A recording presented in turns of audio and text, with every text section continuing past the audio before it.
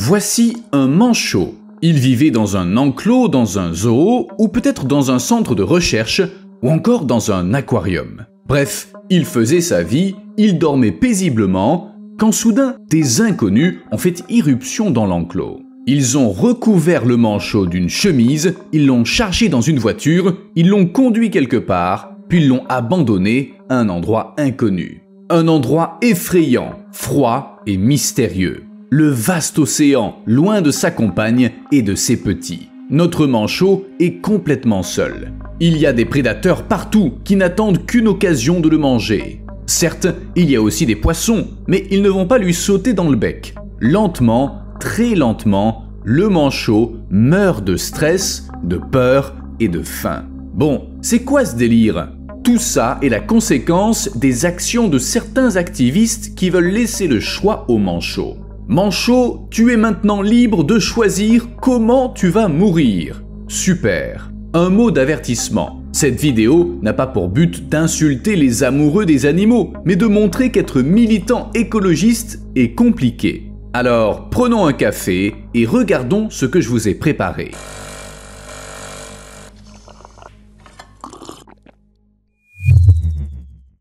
Voici un rappel discret de liker la vidéo si vous avez tendance à oublier de le faire. Ça devrait aller de soi, mais il ne faut pas voler de manchots en captivité et les libérer pour la seule raison qu'il est mal de garder des animaux sauvages enfermés. En agissant ainsi, on risque d'aggraver la situation, de l'aggraver sérieusement. En septembre 2016, deux activistes étudiants sont entrés dans l'enclos des manchots du musée Bayworld en Afrique du Sud. Ils ont attrapé un manchot du Cap nommé Buddy, ils l'ont mis dans le coffre de leur voiture et ils sont partis. Les gardiens n'ont découvert la disparition de Buddy que le lendemain à l'occasion de leur inventaire mensuel. Ça a causé un tollé et les activistes ont admis avoir enlevé Buddy car ils n'étaient pas d'accord avec son maintien en captivité. Les étudiants l'avaient relâché dans l'océan et ils pensaient faire une bonne action.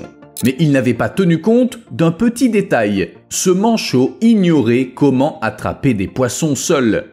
Buddy était né et il avait été élevé en captivité et il avait été nourri par des humains tout au long de sa vie. Le pauvre n'avait tout simplement pas les compétences nécessaires pour survivre dans la nature. Comment aurait pu-t-il les développer ? Les experts ont prédit que Buddy ne tiendrait pas plus de 3 semaines dans l'océan. Après ça, il mourrait sans doute de faim. Mais c'est pas tout. Le manchot était le père de 2 petits qui sont morts peu de temps après son enlèvement. Résultat, 3 oiseaux morts. Or, les manchots du Cap sont considérés comme en danger d'extinction. Vous vous dites peut-être, et l'instinct de survie ? Les oiseaux sauvages n'entendent pas quelque chose comme la voix de leurs ancêtres qui les guide et leur apprend comment chasser ? Oui, enfin, seulement dans les dessins animés. Dans le monde réel, c'est malheureusement plus compliqué. Dans la nature, les 2 premières années de la vie d'un manchot sont cruciales. Pendant cette période, ils apprennent à connaître la région où ils vivent et à chasser pour pouvoir se nourrir seuls plus tard. Buddy n'avait jamais rien appris de tout ça. En fait, il ignorait même dans quelle région il vivait. Car son monde connu se limitait à un enclos. Malheureusement, il était condamné. Bien sûr, on l'a cherché, mais repérer un manchot dans l'océan est encore plus difficile que de trouver une aiguille dans une botte de foin. Aucune info n'ayant jamais été publiée pour saluer le retour de Buddy à l'aquarium, on peut s'attendre au pire. Beaucoup d'animaux ainsi sauvés finissent par mourir dans la nature. La plupart des animaux enlevés proviennent de zoos et d'élevages, ou de laboratoires, et les 2 cas n'ont rien à voir. Pourquoi les animaux finissent souvent par mourir dans le premier cas ? Tout d'abord, nombre d'entre eux sont nés ou ont grandi en captivité et ils n'ont pas les compétences nécessaires pour survivre à l'extérieur. L'exemple de Buddy l'illustre parfaitement. En outre, le milieu où ces animaux sont relâchés n'est parfois pas le bon. S'il est trop différent de leur habitat d'origine, il risque même de causer leur mort après qu'ils ont été sauvés. Mais j'y reviendrai plus tard. Enfin, si un grand nombre d'animaux sont relâchés en même temps au même endroit, ça entraîne une concurrence intense entre eux et les ressources viennent vite à manquer. Les animaux se mettent alors à se battre pour un territoire, un abri, ou de la nourriture. Les plus chanceux hériteront des conditions les plus favorables, mais beaucoup mourront. Parfois, il est impossible de relâcher les animaux dans la nature et on ne sait pas toujours quoi en faire. Il y a quelque temps, ce problème s'est posé pour du bétail libéré de plusieurs élevages au Chili. On ne peut pas laisser une vache brouter sans surveillance. Elle ne survivrait pas. En fin de compte, ces animaux prétendument sauvés ont dû être abattus car c'était la seule option possible. Et ce n'est pas arrivé qu'au Chili. Sauver un animal n'est que la première étape et peu d'activistes pensent à trouver l'endroit idoine où le placer pour l'empêcher de mourir. C'est pourquoi toute opération de sauvetage ne devrait être effectuée qu'après une étude approfondie de tous ces aspects. Sinon, on risque de faire plus de mal que de bien, et ça arrive plus souvent qu'on ne le pense. Le second cas est celui des animaux qui sont extraits d'un laboratoire. En général, on ne les relâche pas dans la nature, mais on leur trouve un bon foyer. Ainsi, les animaux ont toutes les chances de vivre une vie longue et heureuse, ou du moins heureuse. Mais il y a un gros mais. Il y a quand même un risque que ces animaux meurent peu après avoir été relâchés, car ils ont souvent été génétiquement modifiés à des fins scientifiques. Dans ce cas, ils ne sont pas adaptés à une vie normale. Vous voulez des preuves? Oh, j'en ai. Prenons les visons par exemple. Ces adorables petites bêtes ont toujours été une source précieuse de fourrure, mais autrefois on les chassait, alors que de nos jours, on les élève dans des fermes. Ainsi, en 2017, 30 000 à 40 000 visons d'élevage ont été relâchés dans la nature près de la ville d'Eden Valley, dans le Minnesota. Ça semble être une bonne action. Les voleurs, sans doute des militants écologistes, ont brisé la clôture de la ferme, ils ont ouvert les enclos et les visons se sont enfuis. C'est alors que l'enfer s'est déchaîné. Ces visons d'élevage étaient incapables de survivre dans la nature, car ils n'avaient jamais été libres auparavant. Ils ne savaient pas chasser, se cacher, et beaucoup d'entre eux sont morts de chaud peu de temps après leur sauvetage. Ceux qui ont été capturés à nouveau ont été jetés au hasard dans des enclos, sans tenir compte de leurs affinités. Ça a brisé leurs groupes sociaux et ça les a poussés à s'entretuer. De plus, même après avoir été secourus, de nombreux animaux sont morts à cause du stress thermique. En fin de compte, on estime qu'environ la moitié des visons libérés sont morts. Le coût total s'est élevé à 692 000 €.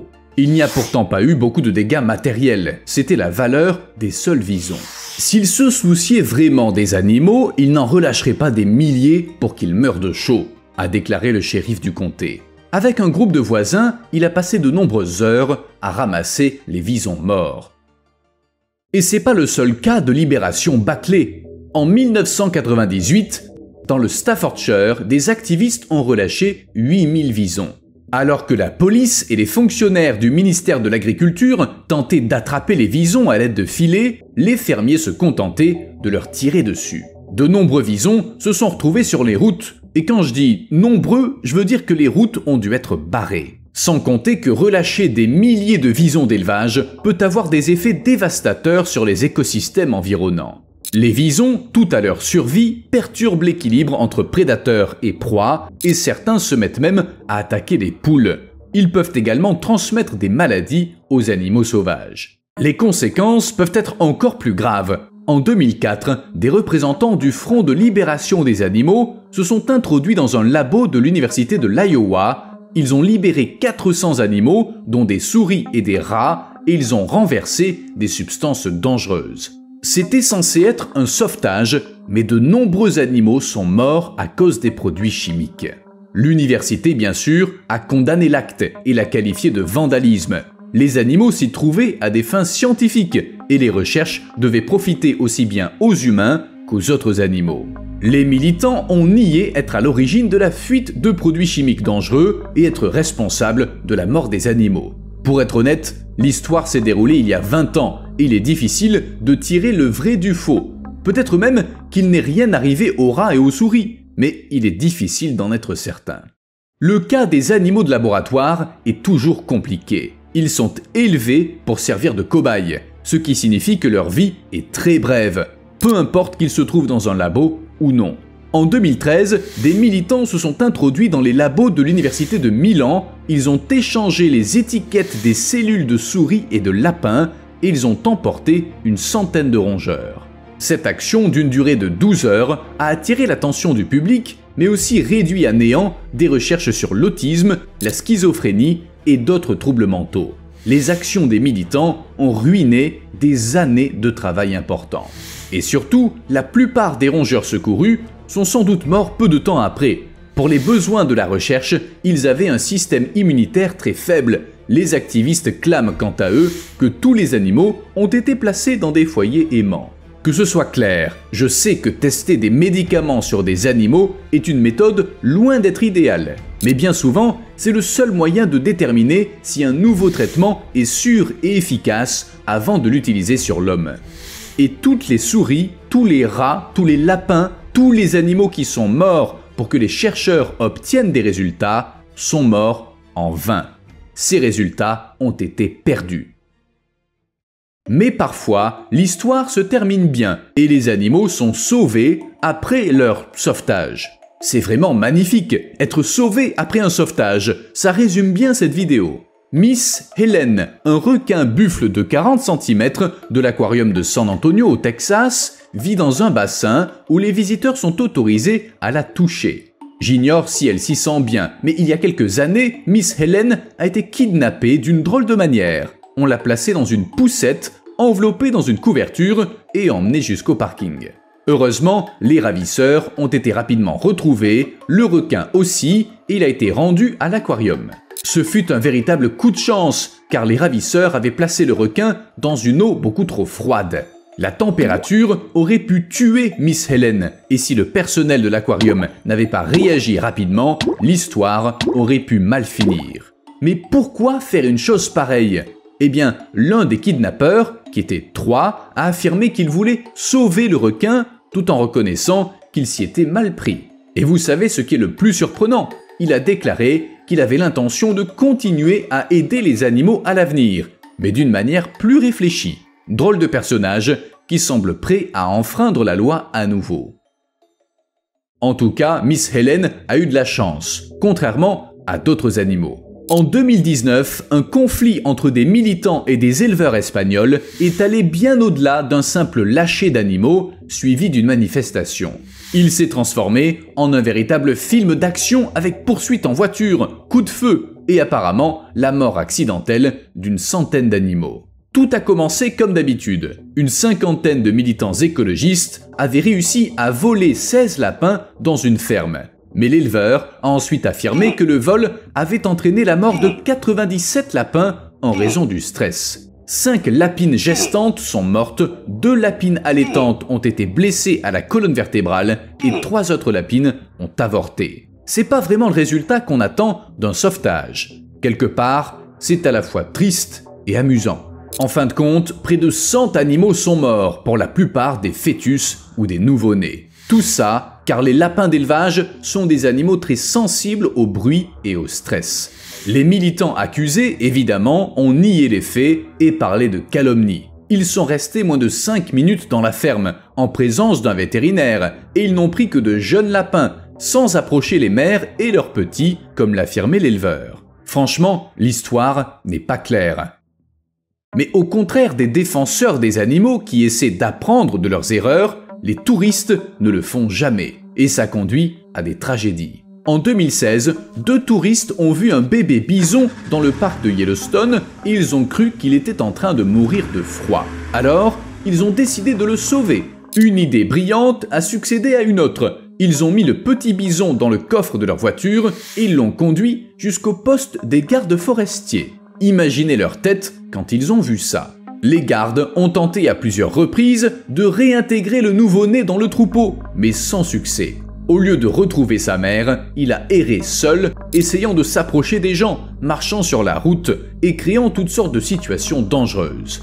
Finalement, le bison nouveau-né a dû être euthanasié. C'était la seule solution. Les touristes se sont vus infliger une amende de 100 €. Si ça vous rappelle quelque chose, c'est parce qu'on a déjà évoqué des cas similaires. Malheureusement, ça n'est pas rare. Et enfin, une dernière histoire dans le style « On pensait bien faire, mais on a aggravé la situation. Dans les années 1980, des recherches ont révélé que la pêche au thon était dangereuse pour les dauphins. C'est simple, les pêcheurs avaient remarqué que poser des filets à proximité des bancs de dauphins permettait de faire de grosses prises. Naturellement, les dauphins en souffraient. Et qui n'aime pas les dauphins? Les dauphins sont bien mieux que les thons. Les gens ont commencé à boycotter le thon, à chercher d'autres méthodes de pêche, et est apparue l'idée de thon pêché sans mettre de dauphins en danger. Les gens n'ont recommencé à manger du thon que lorsque la pêche a cessé de nuire aux dauphins. Tout le monde s'est calmé, mais c'était une erreur. L'une des nouvelles méthodes de capture consiste à utiliser des dispositifs qui attirent les poissons. Ils ne présentent aucun danger pour les dauphins, mais il n'y a pas que et les thons, il y a beaucoup d'autres animaux dans l'océan. Et ces appareils les attirent tous dans les filets des pêcheurs, même ceux qu'ils n'avaient aucune intention d'attraper. On pense qu'à cause de ces dispositifs, des animaux comme les tortues et les requins se sont retrouvés sur la liste des espèces menacées. Quant aux dauphins, eux, ils semblent très bien se porter. Rendez les salamandres, s'il vous plaît. Lorsque plus de 350 salamandres du Texas menacées ont disparu d'un centre de ressources marines, les scientifiques ont été horrifiés. Ces animaux étaient si importants qu'une récompense était promise à qui les rendrait. Et pas des moindres, elle était initialement fixée à 9 160 € avant d'être portée à 18 320. Il existe plusieurs théories pour expliquer ce qui s'est passé, mais en l'absence de caméras de surveillance, on ne peut faire que des hypothèses. Le plus probable, c'est que les salamandres ont été volées pour être sauvées, même si les chercheurs étaient littéralement en train de sauver l'espèce. C'est quand même une drôle de situation. Centre pour animaux sauvés. Vous vous souvenez de cette histoire, ces animaux d'élevage sauvés de l'abattage au Chili, mais dont on ne savait pas quoi faire et qu'on a fini par abattre. Les choses ont changé. Récemment, un sanctuaire a ouvert où de tels animaux peuvent vivre dans les meilleures conditions possibles avec des gens qui s'occupent d'eux. Les visiteurs peuvent même passer du temps avec eux. C'est une forme de thérapie. Vous avez déjà serré une vache dans vos bras, vous? Ça a l'air génial. J'aimerais bien essayer. Un danger bien réel. En fait, les défenseurs des animaux peuvent représenter un danger non seulement pour les animaux qu'ils sauvent, mais aussi pour eux-mêmes. Entre 200 et 300 manifestants se sont rendus en bus devant un élevage de canards avant d'y pénétrer illégalement. L'incident s'est produit à Petaluma, en Californie. Un petit groupe s'est dirigé vers la chaîne de traitement où ils ont arrêté le tapis roulant, sorti les canards, avant de s'enchaîner au tapis avec des cadenas de vélo passés autour de leur cou. Mais quelqu'un a remis le tapis roulant en marche et l'un des militants a failli être étranglé. Heureusement, il a pu se libérer avant qu'il ne soit trop tard et même, semble-t-il, a échappé à la police. Il a eu de la chance. Bien, puisque vous avez atteint la fin de la vidéo, vous me devez un like. À plus.